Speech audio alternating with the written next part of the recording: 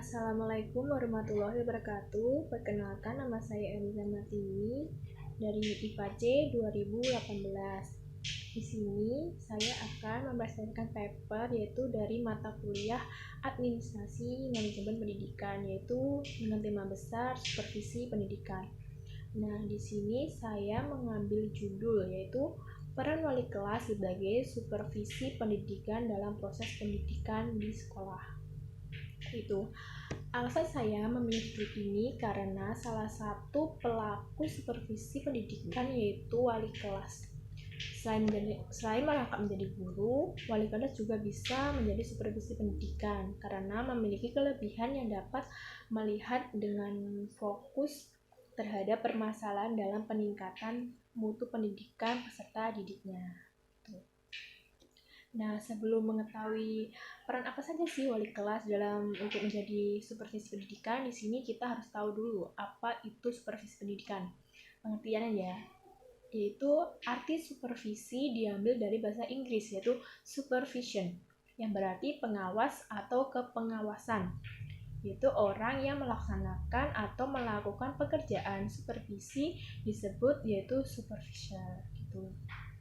Supervisi adalah sebagai bantuan dan bimbingan kepada guru dalam bidang instruksional, yaitu belajar dan kurikulum dalam usahanya untuk mencapai tujuan sekolah.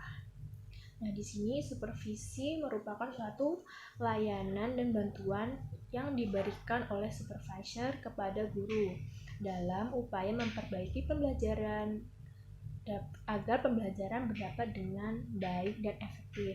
Begitu ya, jadi peran supervisi begitu dari pengertiannya singkat. Selanjutnya di sini ada tujuan supervisi pendidikan.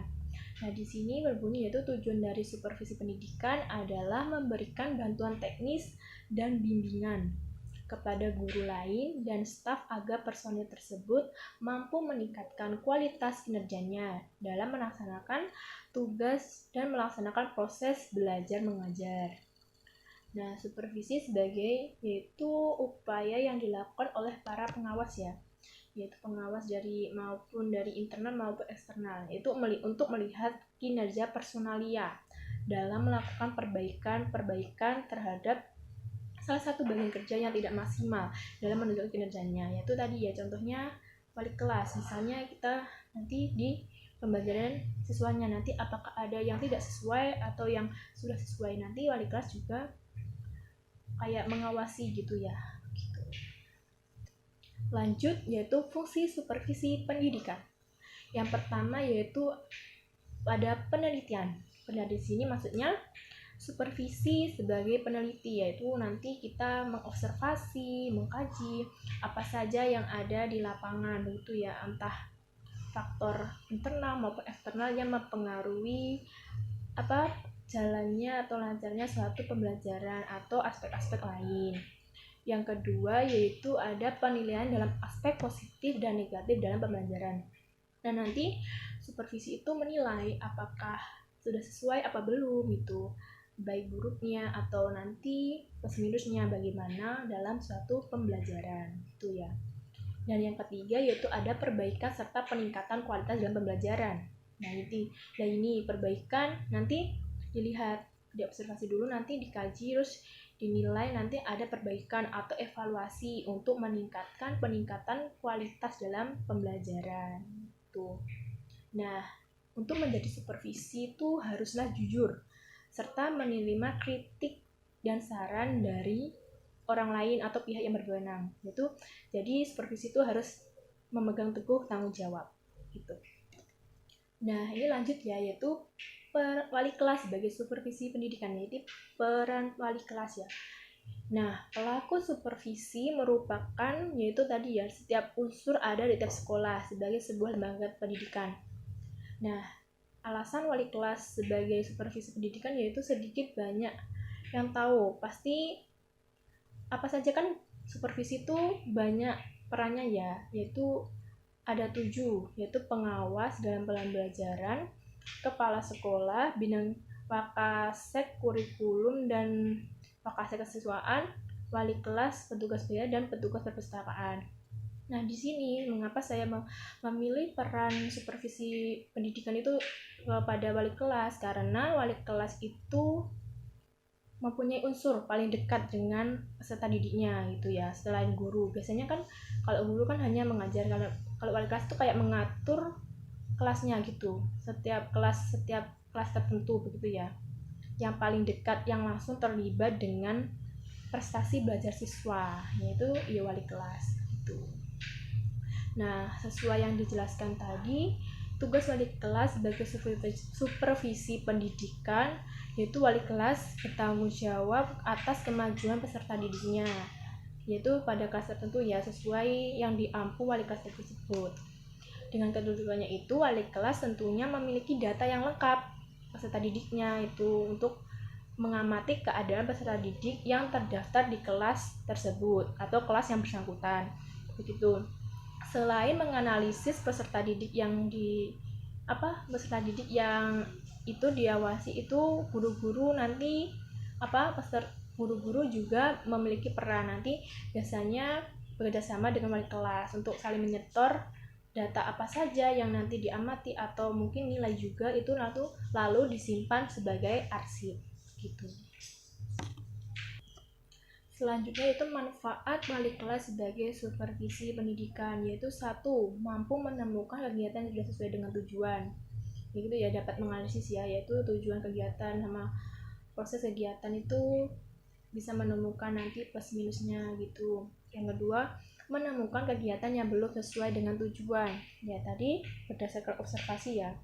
Yang ketiga, mampu memberikan keterangan tentang apa yang perlu dibenahi terlebih dahulu, yaitu yang diprioritaskan peserta didiknya.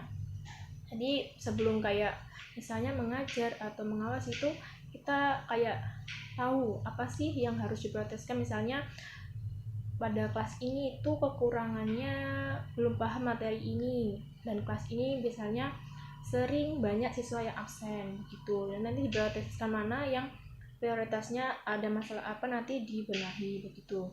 Yang keempat, mampu mengetahui buku-buku yang tidak sesuai untuk peserta didik dengan tujuan pengajaran, yaitu misalnya buku ini tidak sesuai, misalnya tidak sesuai kurikulum, atau mungkin bukunya sulit didapat yang tidak sesuai dengan tujuan pembelajaran gitu ya. Mungkin ada faktor-faktor yang lain juga yang bisa mempengaruhi nanti buku ini juga tidak sesuai. Yang kelima yaitu ada mampu mengetahui kelemahan kurikulum. Nah itu ya, tadi mampu mengetahui kelemahan kurikulum. Nanti apa sih, kenapa kok ini ada kelemahan, kenapa kok bisa begini, nanti wali kelas bisa menyeleksi atau menganalisis kurikulum yang cocok untuk peserta didiknya. Dan yang terakhir yaitu mampu meningkatkan mutu proses belajar mengajar gitu ya. Pokoknya wali kelas itu juga memiliki kesempatan, yaitu kesempatan untuk mengenal lebih akrab orang tua peserta didiknya, yaitu dapat melalui wawancara ketika bertemu orang tua saat pengambilan rapot, misalnya rapot peserta didiknya yang nanti orang tua bisa menceritakan kendala apa saja, nanti misalnya peserta didiknya ada begini begitu. Nanti wali kelas juga bisa menceritakan kelebihan apa saja anaknya, apa potensinya kepada orang tua begitu. Pokoknya wali kelas itu harus mampu mempertahankan sesuatu yang sudah baik dalam tujuan atau proses pembelajaran gitu. Nah, sudah selesai materinya. Terus saya di sini akan membacakan kesimpulannya. Kesimpulannya adalah wali kelas sebagai supervisi pendidikan harus memiliki kelebihan yang dapat melihat permasalahan dalam peningkatan mutu pendidikan pada peserta didiknya, yaitu menggunakan kepekaan untuk memahaminya dan tidak hanya sekedar menggunakan observasi biasa, namun harus ada sebab yang diamatinya, bukan masalah konkret yang tampak gitu ya. Seluruhnya tuh enggak ada masalah yang tampak, tapi ada masalah juga yang tidak tampak, yaitu dengan melakukan kepekaan batin ya. Jadi mengamati dengan kepekaan itu. Dengan adanya wali kelas sebagai supervisi pendidikan, maka proses pendidikan akan lebih tertata dan terpantau dengan baik. Nah, sekian presentasi dari saya. Apabila ada kurang lebihnya, saya mohon maaf. Sekian. Wassalamualaikum warahmatullahi wabarakatuh.